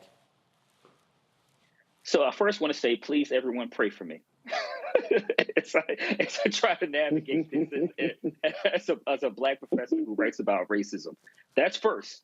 All you folks pray for me. But secondly, I think it's really important when we talk about this issue, fighting over, this, and obviously my institution among all the, I think 12 to 14 other public institutions received the same letter. This is the thing. Just a few days ago, Roland, we had the 100th anniversary of the Rosewood Massacre, which occurred in Florida. So my question is to these individuals that, want to talk about CRT and DEI initiatives. Are we supposed to talk about the Black folks that were massacred a little over 100 years ago and the reasons why? And also, we're not allowed to make the connection between the violence, the white violence we saw in Rosewood, to the violence we saw on January 6th. Because, see, what's happening is when people don't want you to talk about these issues, you can't make these linkages, educate people, and may possibly prevent some of this violence we've seen throughout this country's history. So I'm on the front line of this. And like I said, I know that the faculty union are at our school and statewide aware of this. I'm aware of this faculty member, and we're going to continue to fight this issue. 30 seconds, Erica. Go. I would urge, I'm looking at all of the list of the colleges and universities in Florida. I bet you if Black athletes walked away, that as we continue to talk about this underlying message of the power of the purse and money, I bet you that would have a serious impact on what that thing's name, DeSantis, the decisions that he's making to really starve out Florida of being able to be multicultural. Well, indeed, and I guarantee you, Black athletes did that, they would all be freaking out, and he'd be backing the hell up real quick. All right, folks, gotta go to a break. We come back, we'll chat with Cheryl Grant in our Fit, Live, Win segment about fitness for sisters over 50. That's next on Roland Martin Unfiltered on the Black Star. Hatred on the streets, a horrific scene, a white nationalist rally that descended into deadly violence. White people are losing their damn minds. As an angry pro-Trump mob storms the U.S. Capitol, we've seen shooting. We're about to see the rise of what I call white minority resistance. We have seen white folks in this country who simply cannot tolerate Black folks voting. I think what we're seeing is the inevitable result of violent denial. This is part of American history. Every time that people of color have made progress, whether real or symbolic, there has been what Carol Anderson at Emory University calls white rage as a backlash. This is the rise of the Proud Boys and the Boogaloo Boys. America, there's going to be more of this. Here's all the Proud Boys, guys. This country is getting increasingly racist in its behaviors and its attitudes because of the fear of white people. The fear that they're taking our jobs, they're taking our resources, they're taking our women. This is white fear.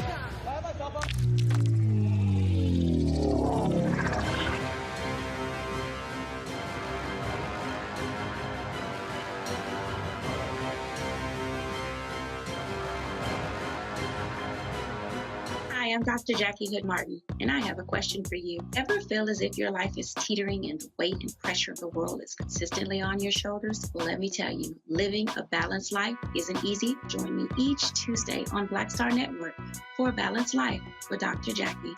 We'll laugh together, cry together, pull ourselves together, and cheer each other on. So join me for new shows each Tuesday on Black Star Network, A Balanced Life with Dr. Jackie.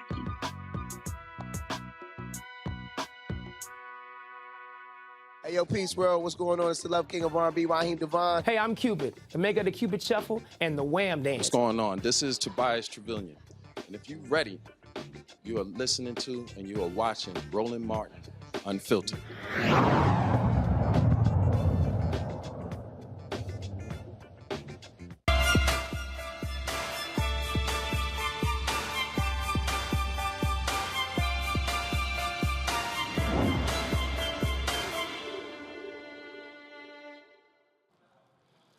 All right, folks, welcome back to Roland Martin Unfiltered. We have been having a conversation since I got back from Jamaica about the new you in 2023.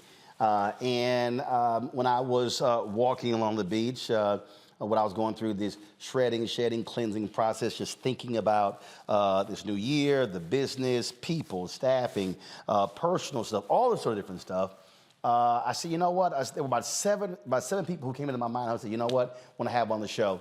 And Funk Roberts was one of the folks, and he has a program for men 50 plus.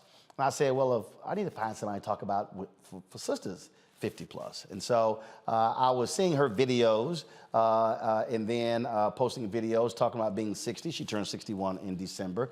And I said, wow, this could be a great person to have to talk about this here. And so Cheryl Grant is former Miss Olympia. She, as I said, turned 61 in December and really talks about the importance of not just fitness and looking great and healthy lifestyle, but really encouraging other women, especially Black women, to do what she has done. So Cheryl, glad to have you on the show. Thank you. I'm excited to be here. Thank you, Roland. So it's interesting. So I was looking at some of the comments on my Instagram page, and there were some people who were saying, oh, you know what, I don't want to have to go that far. Or some people said, well, really, if you look at her, this is genetics. This is really not, really working out. When did your process start? First of all, were you always a fitness person? Were you always this size? Or was it something that happened where you said, you know what, I need to make a change in my life? Well, I started really when my first child was born 35 years ago, and I started this fitness journey, but it was just more working out casually. It really took place when I was in my career in corporate America. My background is in high tech. I was in high tech for 30 plus years, and I found that I was constantly hitting what most would call, Roland, a glass ceiling. But for women of color, it is a brick ceiling. And I found myself getting stressed, depressed, because I couldn't figure out how to break through to the C-suite. And rather than allowing the systems that were in place to manage me, I decided to go on this fitness journey. And the biggest thing that I learned is that the brick wall that I was talking about, yes, corporations do put those in place, but we also put brick walls within our own minds about what we can and can't do. At that point, I decided to go on a fitness journey, and I became Miss Olympia. My first competition ever was in March of 2017, and I took second place, first place, and then I went on to take the title. But it did something for me. It really transformed me inside and out about what is possible. And especially as we begin to age, fitness is everything. How you take care of yourself. I was just listening to your segment and listening to all the things that are going on in the world outside of us, and let alone what we have to deal with individually, whether it be with family or whether it be with taking care of our parents or raising our children or going back to school or our social life. There's so many anxieties in life. This became for me not an option, it became a way of life. And I think that's very key to understand what it is, how you're taking care of yourself, and to start as young as you possibly can. And no, the genetics, I will say, my mother is amazing. She looks amazing. My mother is 80 years old, but it really has to do with us rethinking about how we take care of ourselves mentally, emotionally, and spiritually. And my approach is really a holistic approach. Fitness, you won't stick to a program if you're not mentally fit first. And for me, fitness stands for faith, intuition, and tenacity. It's the ability to believe in the impossible. It's learning how to trust yourself and that navigation system. And then the tenacity, you got to get up and go do it. And we as women, as we age, we lose skeletal mass, and that becomes critical. If we fall, we have a greater risk of injury. This is not just optional. This is important. And I think if the pandemic didn't teach us anything, it should have taught us that our health is our wealth. What was interesting to me, I was the video that we showed when you were walking into the room. Somebody came on your page and they said, aren't you too old to be wearing a swimsuit? I think that age is a number, in my opinion. I don't look at life that way. Your perspective is everything. Les Brown is my mentor. He said, how you do one thing is how you do everything. I want to be excellent in every area of my life. So it doesn't matter. Bikini, what does that have to do with it? What's important is, am I mentally fit? And living in a world today, that should be the priority versus wearing a bikini. That's just a part of the process of the fitness journey that I'm on and the competition that I did. That was a requirement. That's the level of competitiveness that I competed at. But I think that it's okay. Why do we put these definitions about age and what you can and can't do? If you feel good, do it. And the more you work out, I guarantee the better you will feel. Not only in life, but in every area of your life. And I'm all about that. Being fit for life. That is everything. That is my mantra. That's what I teach. I actually went on, a lot of people will ask me, Roland, if I'm a personal trainer. I'm not a personal trainer, but what I've created is an all-inclusive platform that allows individuals to not only get fit physically, but to get fit mentally, and then to apply that in every other area of their life. I am a business entrepreneur that's about collaboration and building a network and a community of other people. So I have nutritionists on my platform. I have wellness coaches on my platform. I have doctors on my platform, all here to help individuals be their absolutely best self. And isn't that what we all want in life? I mean, especially at this given time, and especially with all the things that come along with our lifestyles and the way of eating. And I'm a firm believer that it's all about balance. It's all about balance. You don't have to want to compete. That doesn't have to be your North Star, but you should have a North Star in terms of how you're taking care of yourself so that as you begin to age, you can live your best life. Your health, again, is your wealth. Well, the reason I find that interesting because you're 61. Go to my iPad. You may know about this sister. Her name is Chef Babette. She's 72. She's 72 years old. And if you go to her Instagram page, you will see her videos. Yeah, y'all, anybody who's that's a 72-year-old black woman right there. But the key, I think, what you said is it's the mind. And I think what happens is for a lot of us, and I don't care whether we're talking about fitness or eating, whether we're talking about how do we grow a business, whether we talk about how to do anything, so many people, they take in so many negative things from other people and then add on top of their own negativity, and it stops them from even starting a journey. Yes, and I'm a firm believer in, you have to take care of you. And I said this on social media, never, never, never allow somebody else to stop you at reaching your greatness or your pinnacle. I can tell you about the fitness journey for me, that it transformed my life, but I had to also transform everything around me, what I ate, who I hung out with, what I did, what I thought, what I was thinking, all of that makes up the whole of you. But if you are living this life and you want your best life, your absolute best life, then you need to make you a priority. And if not you, and if you're not taking care of you, then who will? It's so amazing to me how many people, and they listen to all kinds of different other people. Like I saw one person and they were like, you know what, look, you can sit here and walk, but that stuff ain't gonna work. If you ain't running, if you ain't jogging, if you ain't sprinting, you got to start somewhere. And if that means that you start walking a half a mile a day, and then it goes to a mile, then 2 miles and 3 miles, that's a start. But the point is to get somebody start and being consistent. Consistency is everything, and surrounding yourself around others who equally have that goal will keep you. You don't want to surround yourself with somebody who will allow you to make help you fight for your limitations. You have to surround yourself around people who are going to encourage you to get fit. And fit doesn't have to be like you just said, Roland. Perfect example. Walking. If you can't walk, run. If you can't run, go to the gym. I'm going to tell you, as we age and over 50, one of the best things you can ever do is lifting weights, because it helps you to build your muscles so that you're more flexible, so that you have more energy, so that you're capable. It helps also with your mental clarity, how you think. And as we begin to age, you start to forget things. All of that matters.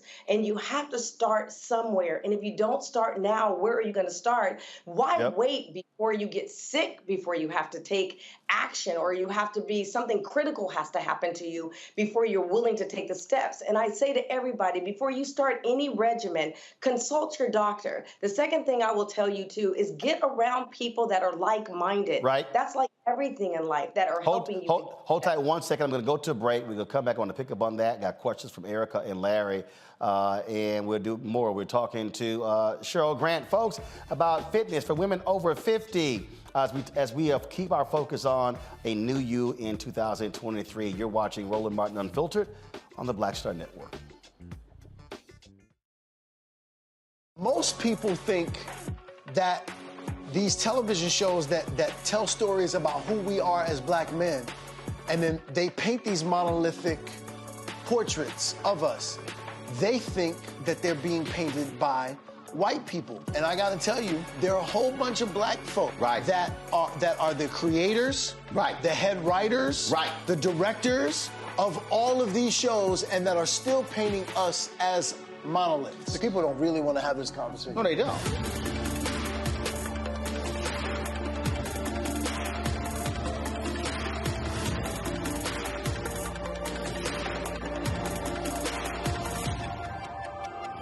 When you talk about blackness and what happens in black culture, we're about covering these things that matter to us, speaking to our issues and concerns. This is a genuine people-powered movement. There's a lot of stuff that we're not getting. You get it, and you spread the word. We wish to plead our own cause. Too long have others spoken for us. We cannot tell our own story if we can't pay for it. This is about covering us. Invest in black-owned media. Your dollars matter. We don't have to keep asking them to cover our stuff. So please support us in what we do, folks. We want to hit 2,000 people, $50 this month, raise $100,000. We're behind $100,000, so we want to hit that. Y'all money makes this possible. Check some money orders. Go to P.O. Box 57196, Washington, D.C. 20037-0196. The Cash App is $RM Unfiltered. PayPal is R Martin Unfiltered. Venmo is RM Unfiltered. Zelle is Roland at RolandSMartin.com. Hey, I'm Deion Cole from Blackish. Hey, I'm Arnaz J. Black TV does matter, dang it.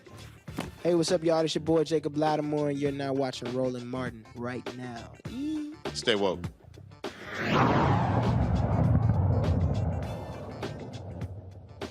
All right, welcome back, folks. We continue our focus with our Fit, Live, Win daily segment on a new you in 2023. We're talking to a former Miss Olympia, Cheryl Grant. Cheryl, yesterday I saw, it was a story that came down, it was in the Wall Street Journal, and it said doctors are recommending drugs for children who are obese.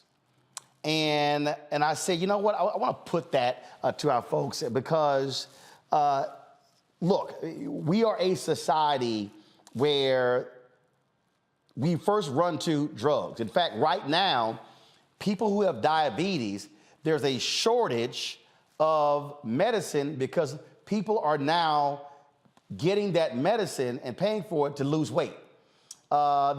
These TikTok videos went out, and now there's a shortage of that. And so, so much of us is, what's the quick fix? Can I take a pill? Can I sit here and get some drugs and get it all done versus putting in the work organically and naturally?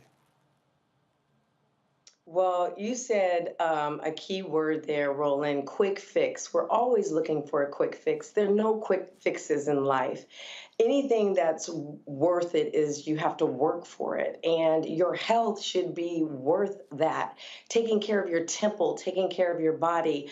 I personally think that it's really sad that how we are set up as a Western society, that everything is geared towards appeal when all you need to do is get into a regimented system.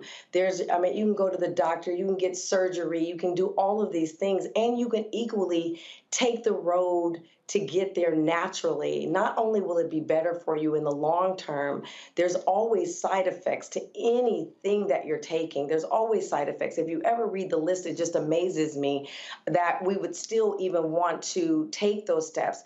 I can tell you that it's not easy. I will be very honest with you that, you know, getting up at 5 a.m. in the morning every morning is not something that I want to do, but I can tell you I feel so much better as a result of doing it versus not doing it. You mentioned, before we went to the break, you mentioned lifting weights. And again, there are some who say, and you see these videos now, see these ads on YouTube all the time. Stop, get off that treadmill, get off the elliptical, don't do any walking. No, that does nothing for you. You should just be focusing on weights or resistance bands. What do you say? I say any form of exercise is better than none. That's what I say. And I also say that depending on where you are in your life will depend on what type of workout is going to work best for you. I believe in trainers. I work with them. As a matter of fact, I am training for Miss Olympia. I'm on the road to Miss Olympia this year at the age of 61. But I have 3 trainers. I have a nutritionist and 2 trainers. But I think it's important to get somebody. And if you can't afford a trainer, that's fine too. Take a walk. Anything is better for you than doing nothing. And I don't necessarily subscribe to anything that tells you not to do anything or anything that's a quick fix. Yes, treadmills are okay, but if you're over 50, like if I'm 61, then weight training is going to be better for me because as you age, your muscles start to get weak, and so you need to reinforce them. Erica, question. Yeah, absolutely. So Cheryl, congratulations on all the fantastic work. Congratulations on the path to Miss Olympia again. Definitely rooting for you. And I want to say I'm so glad that you are putting a point on health and wealth in all aspects. I suffered a traumatic brain injury after being hit by an 18-wheeler twice in 2021. And so I've always been a fit person, but what you were saying in terms of brain health, making sure that we are active, my body, though it took a lot to get back to a good place, was in a position to heal because of the work that I've been doing before. So that led me into the wellness space and talking about brain health and unseen injury. So I said all of that to say, could you just briefly share the importance of people, not just I walk when I work, you know, I'm going from this cubicle to the next, this building up the next, the importance of staving off life-changing diagnoses by 20 minutes of walking a day, being in nature. Can you talk about the importance of that, especially as Black folks? Yes, you know, a lot of people, I have a very, my energy is very positive 99.9% of the time, but it's very important that that's why my platform is all about mental fitness, is that you're taking care of yourself mentally. And I think anybody who has had any major accident or injury or anything of that nature, my mother had a heart attack. I can't even count how long ago, but little things that she can do along the way to recover. It doesn't mean you go run a mile, depending on what your injury is, but you can do something, whether it be stretching, something as simple as yoga, anything that can help you to start to strengthen and get the recovery process. The point is, is if you don't start moving that muscle, it'll get stiff, and then you'll have more troubles with it, and then you'll start to baby it, and then you'll start to overcompensate. So I'd strongly recommend exercising is everything. I personally think it's the elixir to youthfulism. So I encourage people, exercising is God's gift to us. I got 2 minutes left. Larry, question. Yeah, really quickly. I'm glad you talked about the 50 Over crew. I work out 5 days a week, and you're right. It's hard work, and folks don't realize that. You have to stay committed to it. And so that leads to the 2 points I want to make questions. Talk about consistency and also talk about having an accountability partner as it relates to working out. Ooh, consistency is everything. I saw something on YouTube that I really loved because it talked about when you work out, let's say you do it for about 2 weeks or even let's say 30 days and you don't see any results, you want to give up. one of the things that my coaches taught me early on is trust the process. You can't see it because you see you every day. So being consistent, having an accountability partner is everything. That's why I have a coach, because if I go in the gym, I'm not going to push myself. I'm not going to push myself to take it to the next level. An accountability person, whether it be a friend, will help you to maintain. And the beautiful thing is, I promise you this, that you will be so happy with the results. And not only will you be happy with the results, it will change your life. It will change how you do everything, your thinking process, how you start to interact. Old things you will put away, because working out is truly, truly a gift from God again. Cheryl, it's great to have you. Look forward to having you back. Good luck in your journey. Folks, follow her on Instagram at SHERYLGRANT, same on Twitter. Again, good luck in your journey. And Roland, thank you. And thank you for taking time out to bring this awareness of fitness to everybody. Thank you. Not a problem. And so, folks, again, pull up the information where you can find Cheryl right there. For, of course, Instagram and Twitter, Facebook, email, and website is there as well. Who do we got tomorrow? Is it Funk Roberts tomorrow? All right, so tomorrow, Funk Roberts is going to be on the show talking about men 50 and over. And then I'm in Houston on Thursday. And then Rodney Lennon will be on the show. He's the brother we had on before. He lost more than 130 pounds. And Rodney's going to talk about the importance of what Cheryl just said, the importance of lifting weights to lose weight as well. And so I hope folks, y'all have been enjoying the segments. Thank you so very much. Larry, Erica, thanks a bunch. And again, I'll see y'all tomorrow right here on Roland Martin Unfiltered on the Black Star Network. Download the app, available on all platforms: Apple phone, Android phone, Apple TV, Android TV, Roku, Amazon Fire TV, Xbox One, Samsung Smart TV. I will see y'all tomorrow. Holla!